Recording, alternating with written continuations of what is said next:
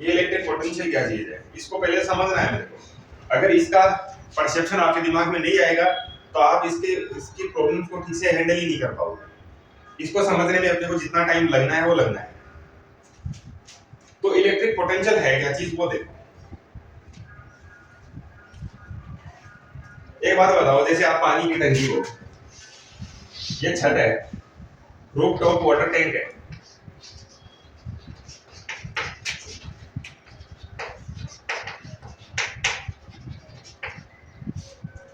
ये पाइपलाइन है, इसमें से आप पानी निकालोगे नीचे, ठीक है, ये नीचे निकालोगे पानी, और एक पाइपलाइन है जो इसके अंदर पंप करेगी पानी, ऊपर से भरेगी, ओके, ये फिलर पाइप है।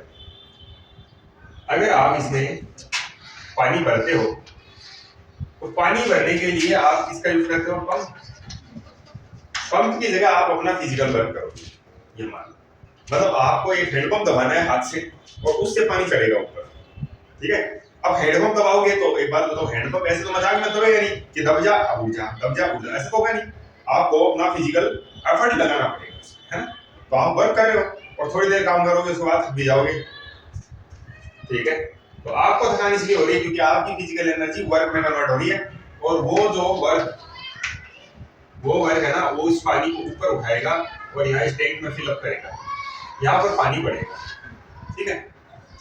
जैसे जैसे ये पानी बढ़ रहा है वैसे वैसे आपकी ये जो टूटी है ना नीचे लगी हुई, इसमें बोलो प्रेशर से पानी आएगा कि नहीं, प्रेशर अच्छा होगा, ठीक है। तो आप यहाँ पर पानी वाटर फिल कर रहे हो और इंक्रीज क्या हो रहा है, प्रेशर, ठीक है। सिमिलरली एक tyre, okay, this is a tyre, इस टायर में आप एयर फिल कर रहे हो, क्या फिल कर रहे हो, इसमें एयर रहेगी, वैसे वैसे वैसे वैसे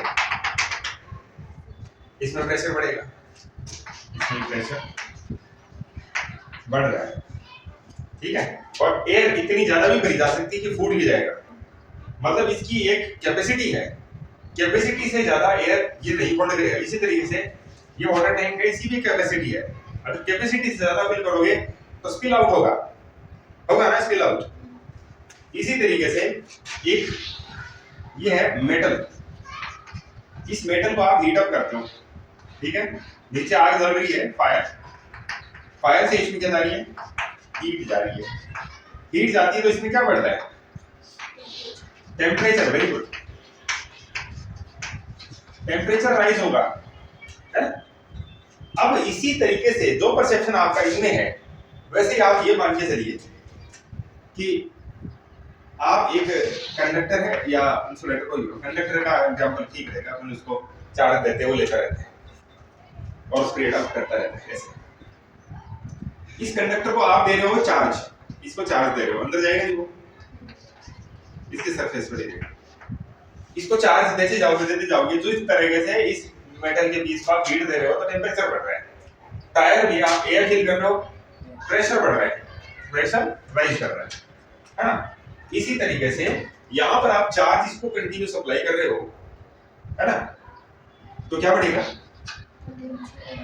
इसमें इलेक्ट्रिक पोटेंशियल बढ़ेगा, इलेक्ट्रिक पोटेंशियल। इसका मतलब ये इलेक्ट्रिक पोटेंशियल का सिग्निफिकेंस वही बनता है चार्ज के साथ जो कि एयर फिल करने से प्रेशर का है टाइम, जो कि हीट सप्लाई करने से मेटल में टेम्परेचर का है। सेम वही परसेप्शन यहाँ पर चार्ज सप्लाई करने पर इलेक्ट्रिक पोटेंशियल है, ठीक है। अब बात ये है कि प्रेशर तो फिर भी पॉजिटिव नेगेटिव दोनों तरह का होता है। देखो थोड़ा सा एटमॉस्फेयर से कम प्रेशर कर देंगे ना तो वो नेगेटिव प्रेशर आ जाता है, और एटमॉस्फेयर से ज्यादा वो पॉजिटिव प्रेशर होगा, ठीक है। तो इसी तरीके से यहाँ पर कंडक्टर है, उसको चार्ज भी दो तरीके का दे सकते हैं अपन, पॉजिटिव भी दे सकते हैं और नेगेटिव भी दे सकते हैं। पॉजिटिव चार्ज देने पर जो पोटेंशियल होगा ना वो कैसा होगा, पॉजिटिव पोटेंशियल, और नेगेटिव चार्ज सप्लाई करने पर जो पोटेंशियल राइज कर रहा है वो है पॉजिटिव पोटेंशियल। ओके, पॉजिटिव और नेगेटिव इस सेंस में हम ये करेंगे कि भाई पॉजिटिव पोटेंशियल है ना उसको हम हाई कंसीडर करेंगे, ठीक है। और नेगेटिव पोटेंशियल को कैसे कंसीडर करेंगे? लो पोटेंशियल कंसीडर करेंगे। क्या कर दिया? दोनों में पॉजिटिव लिख दिया तो नमस्कार, यहाँ तो नेगेटिव हो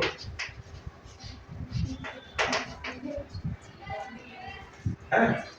नेगेटिव चार्ज से नेगेटिव पोटेंशियल, जिसको हम लो पोटेंशियल की कैटेगरी में रखेंगे, और पॉजिटिव चार्ज से पॉजिटिव पोटेंशियल राइज करेगा। और जैसे जैसे पॉजिटिव चार्ज बढ़ेगा ना ऑब्जेक्ट पर, वैसे वैसे पॉजिटिव पोटेंशियल बढ़ेगा उसका। मतलब टायर में आवाज आ रही, प्रेशर बढ़ रहा है, पॉजिटिव चार्ज आ रहा है सो पॉजिटिव पोटेंशियल बढ़ रहा है। इसी तरीके से नेगेटिव चार्ज है, ठीक है, इसको हाई और इसको लो कंसीडर करेंगे, ठीक है। अच्छा जी, अब मुझे एक बात बताइए कि जैसे एक कोल्ड ऑब्जेक्ट है मेटल का और दूसरा है बहुत ही हॉट, इन दोनों को मैं कनेक्ट कर देता हूं तो हीट का ट्रांसफर होगा ना? किससे किस में हो रहा है बताओ? ओके, मैंने इन दोनों को ला दिया कांटेक्ट के अंदर इस तरीके से, ये लो जी, ये टच कर गए, ये है हॉट और ये है कोल्ड। तो हीट का ट्रांसफर हॉट ऑब्जेक्ट से कोल्ड ऑब्जेक्ट में होगा, और ये जो हीट ट्रांसफर की रेट है ना, ये किस पर डिपेंड करती है? टेम्परेचर डिफरेंस पे करती है। Very good. तो यहां पर जो ट्रांसफर रेट है ना, transfer rate is proportional to temperature difference, सही है ना? सिमिलरली एक पॉजिटिवली चार्ज ऑब्जेक्ट जिस कंडक्टर है उसको हम कनेक्ट कर दें एक नेगेटिवली चार्ज ऑब्जेक्ट से, कंडक्टर ही है ये, तो इसका तो पोटेंशियल है पॉजिटिव पोटेंशियल और इसका पोटेंशियल है नेगेटिव पोटेंशियल। जैसे ही इसको एक वायर से कनेक्ट करेंगे वैसे ही क्या होगा? चार्ज का ट्रांसफर होगा। चार्ज ट्रांसफर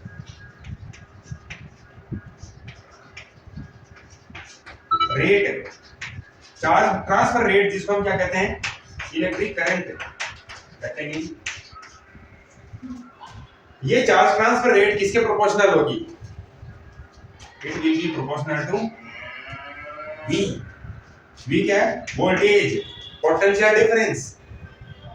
तो इन दोनों के पोटेंशियल डिफरेंस के प्रोपोर्शनल होगी ट्रांसफर रेट ऑफ चार्ज, जैसे कि transfer rate of heat temperature के प्रोपोर्शनल होती है। या ये कहते हैं कि टेम्परेचर डिफरेंस होगा तो ही हीट ट्रांसफर हो रही है, टेम्परेचर डिफरेंस जीरो होते ही हीट ट्रांसफर बंद हो जाएगा। इसी तरीके से इलेक्ट्रिक पोटेंशियल डिफरेंस अगर जीरो है ना तो कोई भी करंट नहीं होगी, चार्ज ट्रांसफर की रेट जीरो। और अगर इलेक्ट्रिक पोटेंशियल डिफरेंस ज्यादा है तो करंट स्ट्रांग होगी, है ना? और ओम्स लॉ यही तो कहता है, current is proportional to potential difference, या वोल्टेज भी बोलते हैं इसको, एक का नाम है इसका वोल्टेज। वोल्टेज कहते हैं आपके दिमाग में आना चाहिए पोटेंशियल डिफरेंस है। बात समझे? तो आपके सामने ये एक मैंने ये एक तरीके से बोलते हैं अपने कि ये एक जेनरिक मेथड है आपके दिमाग में परसेप्शन लाने का कि भाई इसमें क्या पोटेंशियल क्या चीज है और पोटेंशियल का यहाँ पर इस चैप्टर में इंपॉर्टेंस क्या है। अब मैं कह रहा हूँ कि जैसे जैसे ये करंट फ्लो होगी ना, मैं कह रहा हूँ चार्ज ट्रांसफर की जो डायरेक्शन है, देखो यहाँ पर क्या होगा, टाइम के साथ में पॉजिटिव और नेगेटिव दोनों चार्जेस में चेंज होंगे, ठीक है, इक्वल रेट से। तो बोलते हैं कि चार्ज फ्लो को हम इंडिकेट कर रहे हैं ऐसे एक एरो से कि भाई इस डायरेक्शन में करंट ले रहे हैं। वो आगे का डिस्कशन रहेगा कि करंट की डायरेक्शन होती है या नहीं भी होती है, या फिर ये डायरेक्शन किसकी होती है। फिलहाल इतना मानना है कि चार्ज ट्रांसफर हो रहा है। अब यहाँ क्या होता है, इलेक्ट्रॉन ही मूव कर सकता है। मैंने आपको इलेक्ट्रोस्टैटिक्स की स्टार्टिंग में बोला था कि मूव जो करता है वो सिर्फ इलेक्ट्रॉन है, और वो जो ट्रांसफर होता है वो नेगेटिव चार्ज होता है। एक्चुअल फिजिकल ट्रांसफर तो नेगेटिव चार्ज का होता है, पर पॉजिटिव चार्ज भी ट्रांसफर हो रहा होता है। अगर इलेक्ट्रॉन एक जगह से जा रहा है दूसरी जगह, तो वो पीछे अपनी जगह खाली करके जा रहा है, तो वहां पर एक तरीके से पॉजिटिव चार्ज का कंट्रीब्यूशन करके जा रहा है, ठीक है। तो अब मैं ये कह रहा हूं कि जैसे जैसे ये करंट फ्लो होगी ना, इनका चार्ज क्या होता जाएगा, दोनों का ही चार्ज कम होता जाएगा। बोलो होगा कि नहीं? इसको बोलते हैं डिस्चार्ज। ठीक है, आपके फोन की बैटरी में ऐसा ही होता है, और बैटरी के दो इलेक्ट्रोड होते हैं, एक पॉजिटिव और एक नेगेटिव। इस पर पॉजिटिव चार्ज कम होता जाएगा, इस पर नेगेटिव चार्ज कम होता जाएगा, तो फिर ये कहेंगे कि वोल्टेज लो होता जाएगा, वोल्टेज यानी पोटेंशियल का डिफरेंस वो कम होता जाएगा, और जब ये कम होगा ना तो करंट भी कमजोरी मिलेगी। ऐसे करके आपकी ये जो बैटरी है इसका पोटेंशियल डिफरेंस कम होने लगता है, तो आपकी बैटरी का परसेंटेज लेवल भी कम होता रहता है। और एक कंडीशन ऐसे आ जाती है कि चार्ज सफिशिएंट नहीं होता, इतनी करंट सप्लाई नहीं होती कि फोन चल जाए, तो हम कह देंगे इधर बैटरी इज कंसीडरेबली डिस्चार्ज्ड, है ना। तो मैं आपको ये कहना चाह रहा हूँ, जैसे जैसे पॉजिटिव चार्ज कम होगा पॉजिटिव पोटेंशियल कम होगा, नेगेटिव चार्ज कम होगा नेगेटिव पोटेंशियल कम होगा, तो दोनों का पोटेंशियल डिफरेंशियल कम होगा, तो करंट भी कम होगी। करंट कैपेसिटी नहीं रहेगी तो डिवाइस नहीं चल सकता।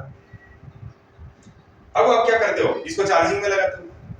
चार्जिंग में लगाओगे तो क्या होगा, ये इस रिवर्स प्रोसेस करता है, ये इधर से इलेक्ट्रॉनों को खींच खींच के ले जाता है इस तरफ, इस पे ले जाके छोड़ देगा, तो इस पर तो इलेक्ट्रॉन एक्स्ट्रा आने लग जाएंगे, और इस पर पॉजिटिव चार्ज क्योंकि वहां से इलेक्ट्रॉन को फ्लूइड खिला रहा है इसको दे रहा है, अब इसका पॉजिटिव पोटेंशियल वापस बढ़ने लग जाएगा और इसका नेगेटिव पोटेंशियल बढ़ने लग जाएगा। नेगेटिव पोटेंशियल इस तरफ बढ़ता है ना, लो वैल्यू होती जाती है, और वापस से अब जैसे जैसे चार्ज का डेंसिटी बढ़ता है ना वैसे वैसे पोटेंशियल भी बढ़ता है। याद रखिए, charge density and potential both are proportional to one another,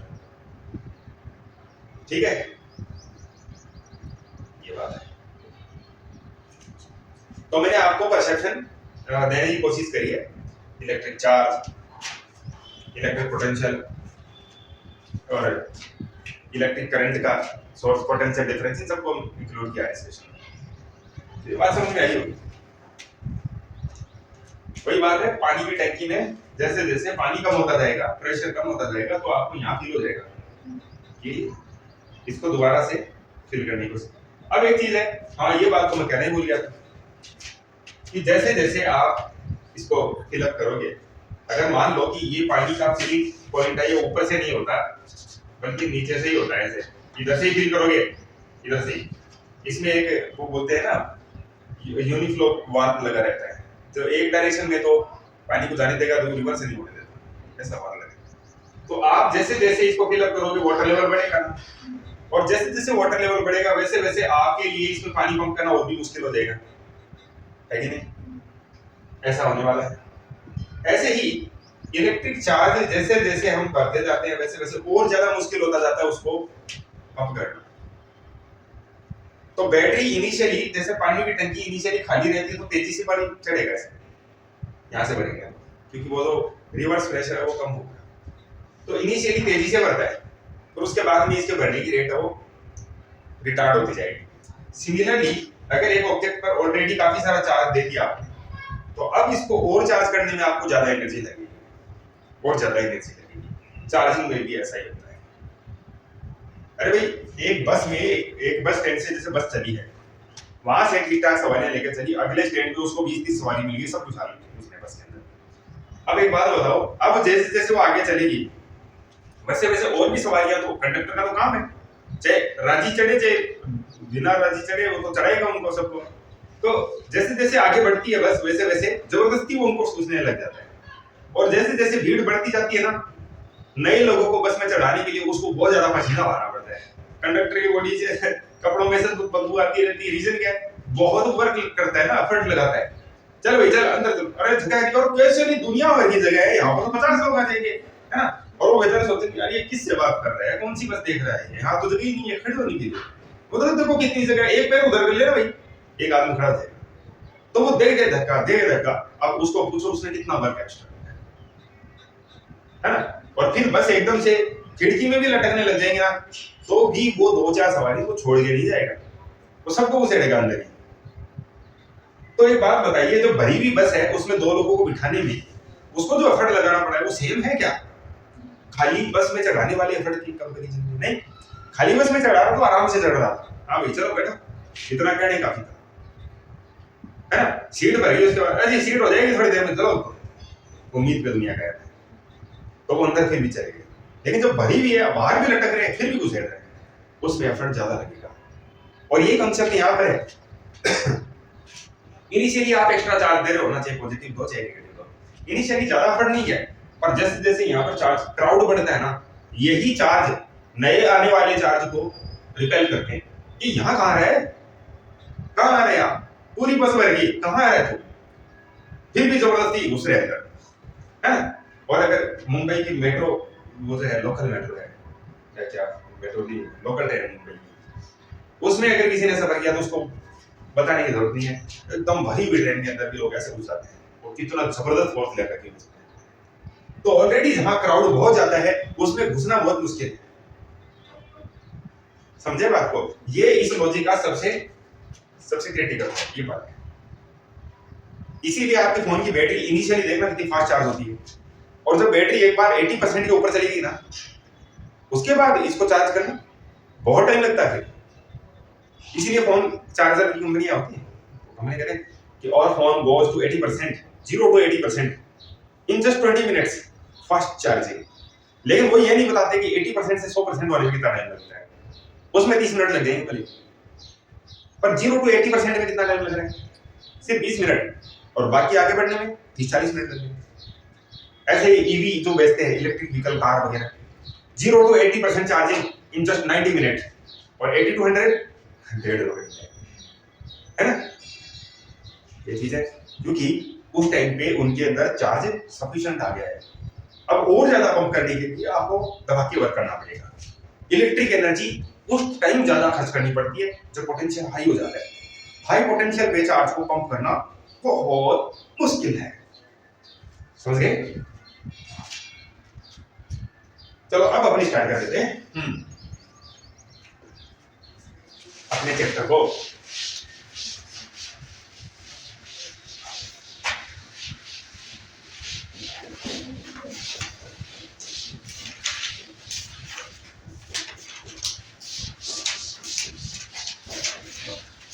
tyre में पंप, अच्छा अपने हाथ वाले पंप से टायर में हवा भरी है क्या आपने कभी, भरी है?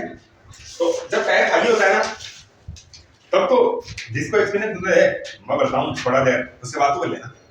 तो इनिशियली क्या है, ऐसे ही करोगे आप, दबाओगे आवाज आ रही है, अरे फटाफट कर रहा है, लेकिन थोड़ी देर बाद में क्या है, जब टायर में अच्छा खासा प्रेशर हो जाता है ना, आप जाके लंबी लंबी सांस लोगे, अब वो आएगा, इतनी मुश्किल से दबा रहा है, ये जल्दी जल्दी कैसे दबा रहा था। छोटे बच्चों के साथ ऐसा होता है, अन्याय करते हैं ना बड़े वाले, है ना, अब वो उसके ऊपर चढ़ जाता है, अब तो दब ही नहीं रहा, प्रेशर वैल्यू ज्यादा होगी। अब तुम्हें अगर एक फूंक भी मारनी है ना उसमें, तो तुम्हें दम लगाना पड़ेगा जैसा कि, है ना। मतलब ये है कि असली वर्क स्टोर होगा अब, और वर्क क्या, एनर्जी, है ना। तो इलेक्ट्रिक चार्जिंग में जो वर्क आप कर रहे हो वो वर्क सेम चार्ज में ज्यादा भी हो सकता है। अगर सेम चार्ज आप हाई पोटेंशियल पे दे रहे हो तो वो वर्क ज्यादा एनर्जी स्टोर करेगा, ठीक है। इसीलिए सेम कैपेसिटी की एक बैटरी, सेम चार्ज कैपेसिटी की बैटरी जो कि हाई वोल्टेज की है, वो ज्यादा इलेक्ट्रिक एनर्जी स्टोर करती है, और लो वोल्टेज पर थोड़ी सी एनर्जी। जैसे मैं कहूं आपके इसमें ये जो इन्वर्टर की बैटरी होती है 12 वोल्ट की होती है, 12 वोल्ट पर अगर आप 10 एम्पियर आवर जितना चार्ज स्टोर करते हो ना, ये चार्ज की वैल्यू है। 10 एम्पियर आवर चार्ज अगर 12 वोल्ट में स्टोर करते हो तो एनर्जी अलग होती है, और अगर आप 3.7 वोल्ट की जो लिथियम आयन बैटरी आती है, सेल आता है लिथियम आयन का, सिलेंडरिकल सेल, तो चार्जिंग लाइट वगैरह में लगता है, खिलौनों में लगता है, तो 3.7 वोल्ट पे अगर 10 AH है ना, तो उसमें इतनी एनर्जी नहीं होगी, ये काफी कम एनर्जी होगी, बहुत कम एनर्जी होगी, चार्ज सेम ही स्टोर हो रहा है, पर हाई वोल्टेज पे, और हाई वोल्टेज पर चार्ज स्टोर करने के लिए आपको ज्यादा वर्क करना पड़ता है, मतलब वर्क एनर्जी में कन्वर्ट होगा तो ज्यादा भी होगा फिर, और इसमें कम एनर्जी, ठीक है। तो बात ये है कि सेम करंट लो वोल्टेज पर भी हो सकती है, और सेम करंट हाई वोल्टेज पर भी हो सकती है। हाई वोल्टेज पर होगी ना तो उसी सेम करंट से आपको एनर्जी ज्यादा मिलेगी, और सेम चार्ज को हाई वोल्टेज पे स्टोर करने में आपको एनर्जी वर्क ज्यादा करना पड़ेगा।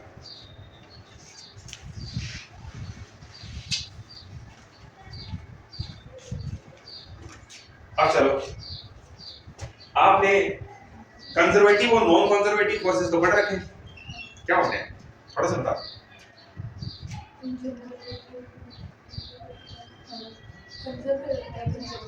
किसको कंजर्व करता है?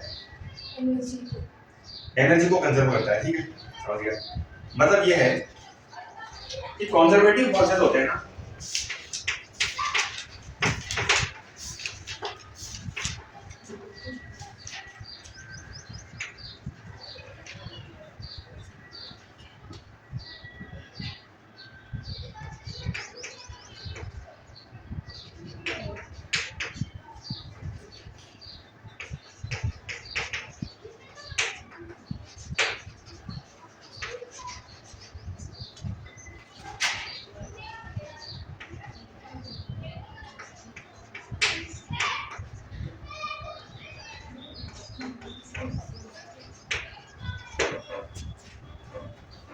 हाँ जी कंजर्वेटिव फोर्सेस है ना, आप कोई वर्क कर रहे हो ना उन फोर्सेस के अकॉर्डिंग, उनके अगेंस्ट, तो वो क्या है पोटेंशियल एनर्जी स्टोर कर सकते हैं उस वर्क से, उस वर्क को वो स्टोर कर सकते हैं as a form of potential energy, और they can return this energy when freedom. अच्छा जब भी फ्रीडम मिलेगी उस टाइम पे वो क्या है उस एनर्जी को वापस से रिलीज कर सकते हैं।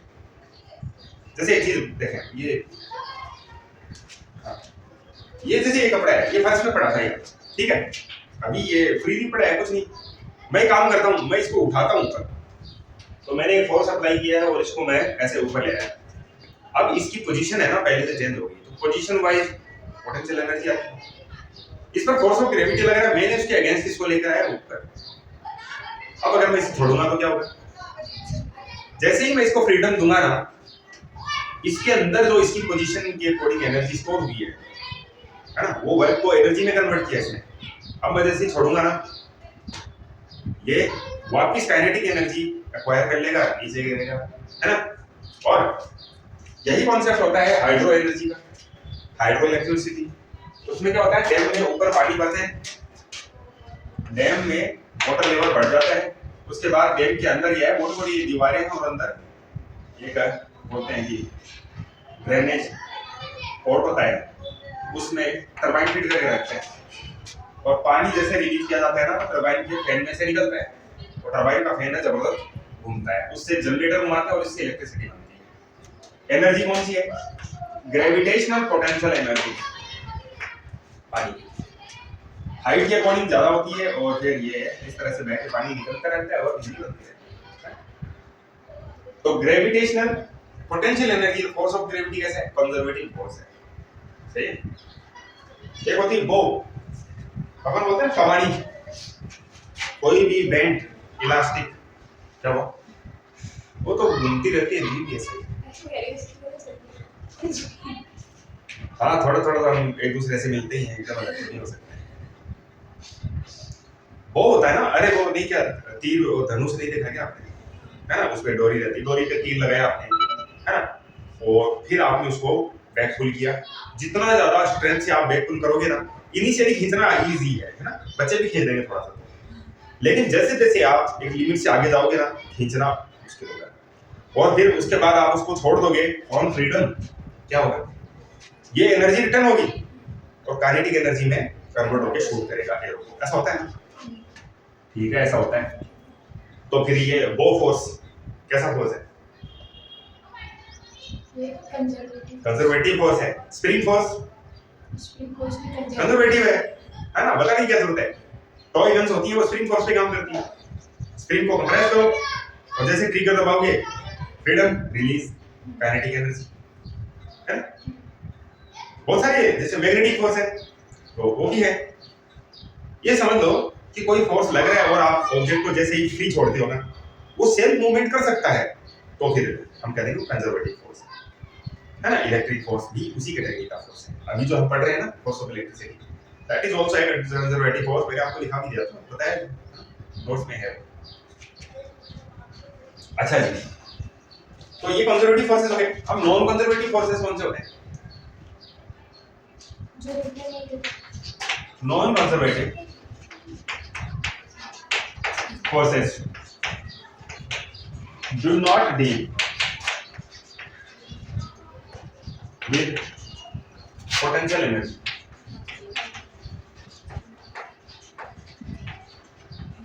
दैट इज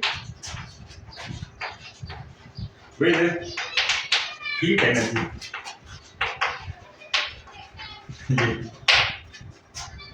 कोई भी एनर्जी अगर हीट में गई ना तो समझो वो उसको प्रोसेस करना फिर मुश्किल होगा, आपको एक्सटर्नल इफेक्ट के बिना वो वापस कन्वर्जन नहीं मिलेगा उसका, है ना। हीट एनर्जी को हम अपनी जेनरिक लाइफ में क्या बोलते हैं, लॉस ऑफ एनर्जी। असल में लॉस तो नहीं है, वो कन्वर्जन है एनर्जी का।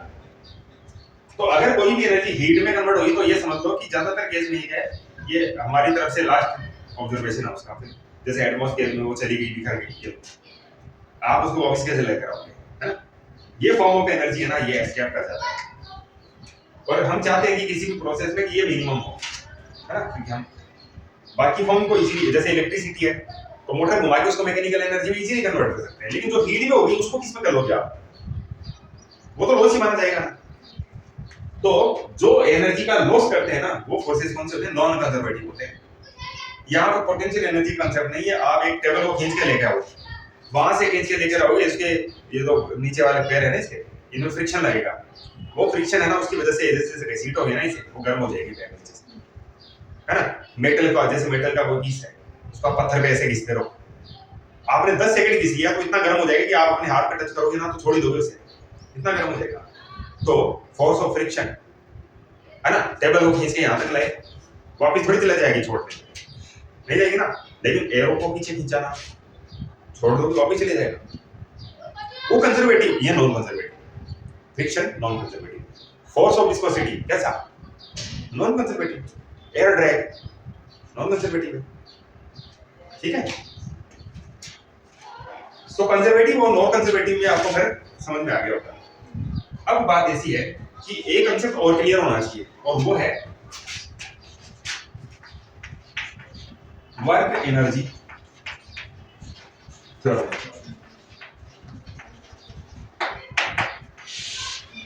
वर्क एनर्जी थ्योरम भी आपको अच्छे से ये कांसेप्ट भी क्लियर होना चाहिए, वरना न्यूमेरिकल्स को हैंडल करने में दिक्कत आएगी। न्यूमेरिकल छोड़ो, आप तो करीब में डेरिवेशंस करो, उसमें दिक्कत आएगी। वर्क एनर्जी थ्योरम क्या है, देखो जी, पहले आपको ये भी देखना है कि कोई फोर्स अगर वर्क में इन्वॉल्व हो रहा है तो वो पॉजिटिव वर्क कर रहा है कि नेगेटिव वर्क कर रहा है, वो भी आपको पता होना चाहिए। एक बात बताओ, ये एक साइकिल है और बच्चे जो है ना, बच्चे हैं कई सारे, और एक नंबर आएगा सबका, ठीक है, जिसका नंबर आ गया वो राजी, वो अप्लाई कर रहा है। तो इसको जैसे चला रहे हैं साइकिल, ये साइकिल मान लो चल रही है, पहले से ये चल रही है 2 मीटर पर सेकंड की स्पीड से चल रही है, और ये राउंड करेंगे भाई, 2 राउंड तो लगेगा, फिर उसके बाद मेरा नंबर आएगा ऐसे। तो पीछे से एक बच्चा चाहता है कि ये जल्दी से अपना राउंड पूरा करे, तो वो इसको क्या करता है, पुश करता है, ऐसे धक्का देता है, ऐसे फोर्स देता है। इसका डिस्प्लेसमेंट किस तरफ, आगे की तरफ, फोर्स किधर लग रहा है, बिल्कुल उसी कोडायरेक्शनल फोर्स है। अब मुझे ये बताइए कि ये जो फोर्स इस पे अप्लाई कर रहे हैं ना, ये पॉजिटिव वर्किंग फोर्स है कि नेगेटिव वर्किंग फोर्स है? ये पॉजिटिव वर्किंग फोर्स है, इससे ये जो व्हीकल है ये स्पीड अप होगा, और जो भी स्पीड अप कर दे उससे काइनेटिक एनर्जी ऐड ऑन होती है, kinetic energy plus plus increase होती जाएगी। ऐसा जो फोर्स का वर्क होता है ना, वो वर्क कैसा होता है, पॉजिटिव वर्क होता है। कैसा होगा, पॉजिटिव वर्क होगा। अब ये 2 राउंड पूरा कर लिया इसने, उसके बाद भी कहता है वो खींच के ले जाऊं तो, और एक चक्कर काट दूं, करते ना बच्चे ऐसा।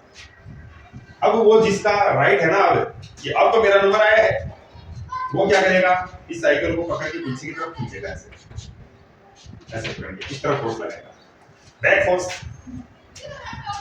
अब मुझे ये बताओ कि ये जो वर्क हो रहा है ये कैसा होगा, नेगेटिव वर्क होगा, क्योंकि इस बार फोर्स और डिस्प्लेसमेंट की डायरेक्शन के बीच एंगल कितना है, 180 डिग्री, और वर्क इक्वल टू क्या होता है, एफडी cos थीटा होता है, और थीटा यहाँ पर 180 डिग्री आएगा, जो कि cos 180 नेगेटिव वैल्यू होती है -1, ओके। और पहले थीटा इक्वल टू 0 था, उस केस में क्या था, इस बार नेगेटिव वर्क है, क्यों है, स्पीड अप नहीं होगा, स्लो डाउन होगा, slow down kinetic energy loss हो जाएगा, है ना। ऐसा वर्क कैसा वर्क करता है, ऐसा फोर्स ऐसा वर्क करता है, नेगेटिव वर्किंग फोर्स होता है, ठीक है। अच्छा अब मैं एक बात जरा पूछ, एक बात तो बताओ, जैसे साइकिल चल रही है, इस साइकिल पर फोर्स ऑफ ग्रेविटी तो लग रहा है नीचे की तरफ, नीचे की तरफ लग रहा है ना, नहीं साइकिल का ही बनेगा तो आगे से काम देगा, फोर्स ऑफ ग्रेविटी नीचे की तरफ लग रहा है। अब ये फोर्स ऑफ ग्रेविटी इसकी मोशन में कितना वर्क कर रहा है,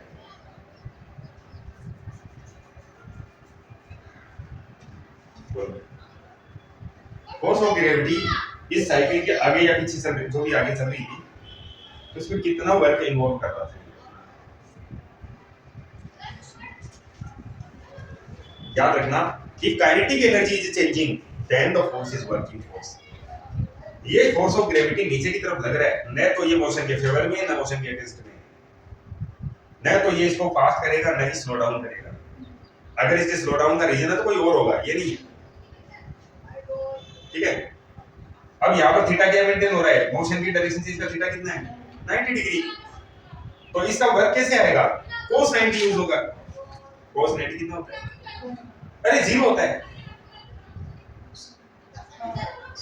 cos थीटा का ग्राफ भाई बोल गया तुम शुरू जोड़िए, cos थीटा का ग्राफ ऐसा होता है, यह 0 90 डिग्री 270 ना ना 180 270 और फिर ये 360।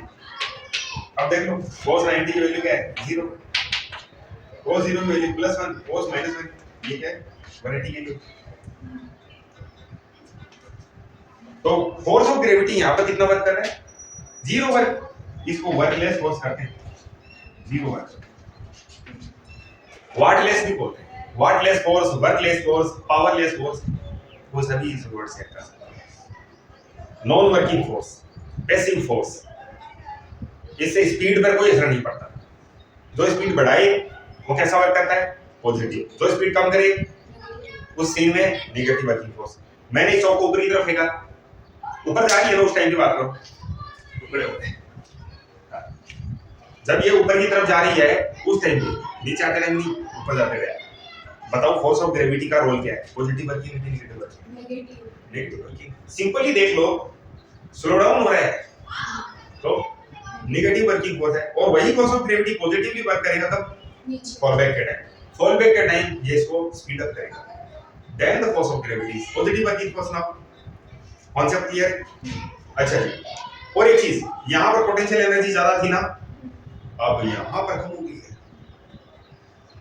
फोर्स ऑफ ग्रेविटी ने किया पॉजिटिव वर्क, पोटेंशियल एनर्जी में चेंज कैसा हुआ, नेगेटिव या पॉजिटिव।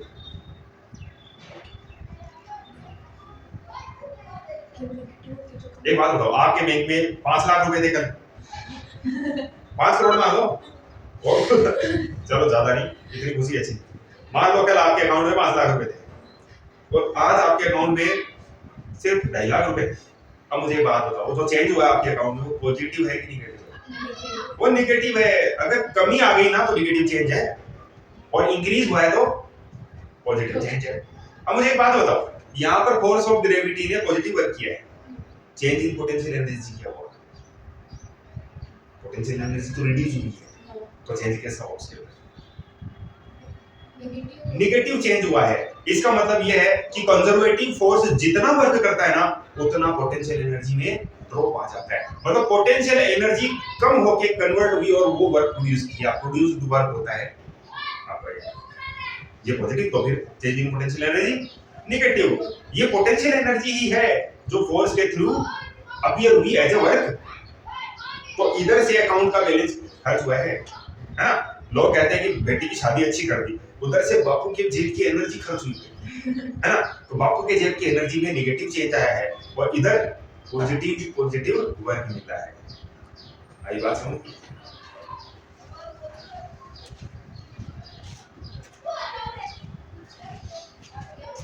वैसे बापू लोग अपने लिए जीते नहीं, जब तक आप बच्चे हो तब तक आप खुद के लिए जीते हो, जब आपके बच्चे होते तो आप अपने लिए ही जीते।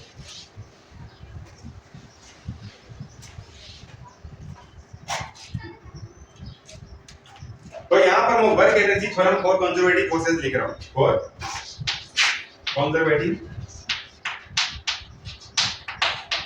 forces.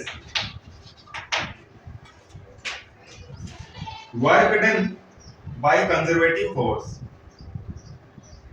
Conservative force जो वर्क करता है, that is equal to change in potential energy negative.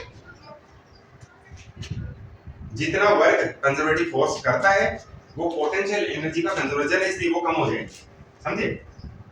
तो मैं इसलिए लिख रहा हूं माइनस डेल्टा यू, ठीक? ये कंजर्वेटिव फोर्स का वर्क डन है, ओके। और अगर मैं कहूं object moves with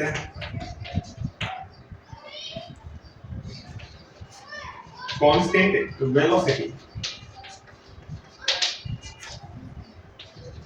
under the combined effect. ये कॉन्सेप्ट है ना, बार बार नहीं बताऊंगा, ये कॉन्सेप्ट बार बार काम आएगा, पर इसको समझाऊंगा मैं एक बार, इसलिए समझ लेना ये छोटी खिड़कियां खुली हुई है, इनमें छोटी छोटी चीजें हैं वो लेवल की, यहाँ पर डिस्कस कर रहे हैं, वरना क्या है मैं सीधा ही टॉपिक में भागाऊंगा तो उसी पकड़ा जाएगा। ऑब्जेक्ट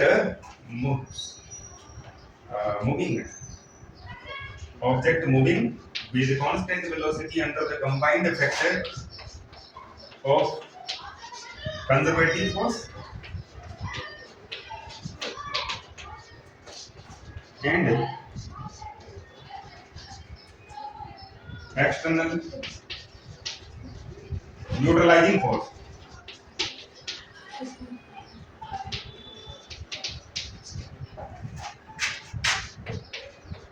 देखो बेटा, एक्सटर्नल न्यूट्रलाइजिंग फोर्स किसको बोल रहे हैं? देखो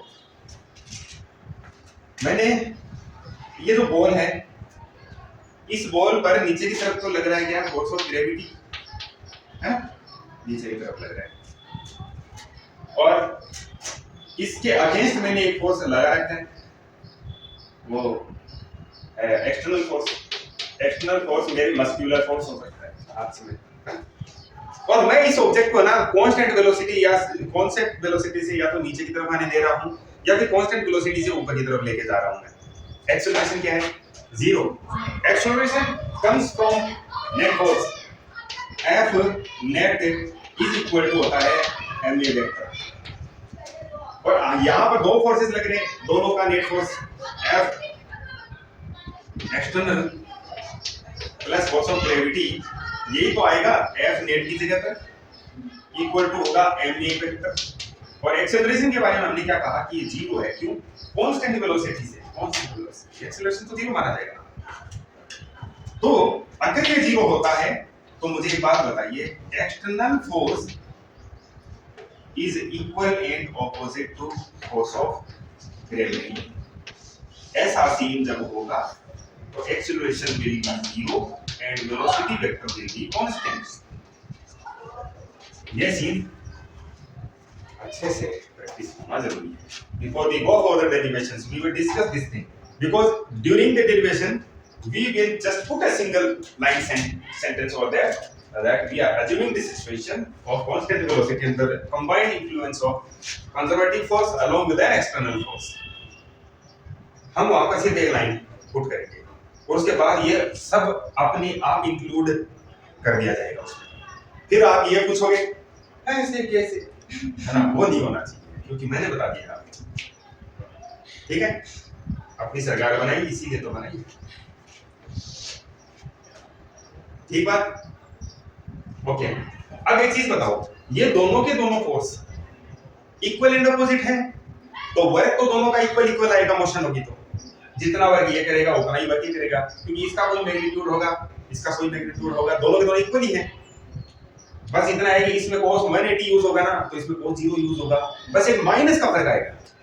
मतलब वर्क दोनों का सेम लेकिन नेचर उल्टा, एक मोशन के फेवर में होगा और एक मोशन के अगेंस्ट में होगा.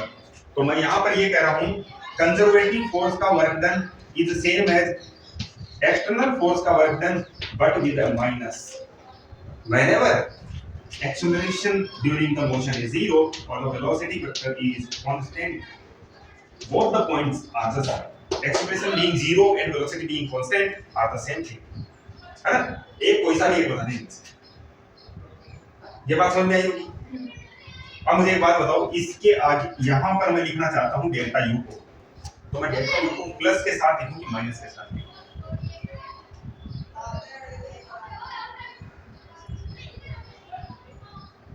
अच्छी बात बताओ, कंजर्वेटिव फोर्स का वर्क डन होता है वो डेल्टा यू के डायरेक्ट इक्वल होता है या माइनस डेल्टा यू?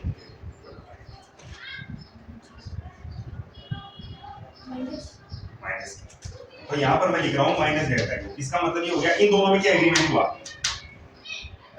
इस सिचुएशन में जो मोशन हो रही है उसमें एक्सटर्नल फोर्स का work done will be equal to delta you.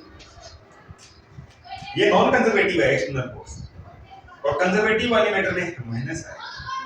समझिए, तो मैं जब डेरिवेशन करूंगा तो मेरी इच्छा है, मैं चाहूं तो इस पैटर्न पे स्टार्टिंग पॉइंट रखूंगा या फिर इसमें रखूंगा। अब कई स्टूडेंट ऐसे हो जाते हैं, ये मास्टर गड़बड़ है ना, ये गलत है, क्योंकि किसी जगह पर तो ऐसी स्टार्टिंग पॉइंट दे रहा है और किसी जगह तो ये स्टार्टिंग पॉइंट दे रहा है, या तो ये गलत यहाँ हो गया या तो ये गलत यहाँ हो गया, एक जगह तो फंस गया, कहीं नहीं फंसे। दोनों पॉइंट्स मैंने पूरा एनालिसिस आपको दे दिया है। अब कोई डाउटफुल चीज है तो पूछ लो मुझसे। ये कॉन्सेप्ट है बेटा, ये 11th में होते हैं, लेकिन कोई बात नहीं है, यहाँ भी जरूरी है, यहाँ पर ज्यादा जरूरी है, वरना पूरे साल ये चैप्टर सीधे खराब कर देता है। कहते हैं chapter 1 goes smoothly, but chapter 2 बाप रे, लॉजिकल भी बहुत है, चीजें लॉजिकल भी बहुत है।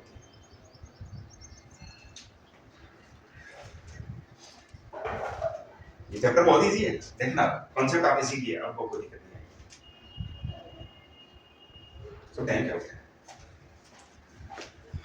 बहुत दिन का पेंडिंग वाला काम ज्यादा हो गया है।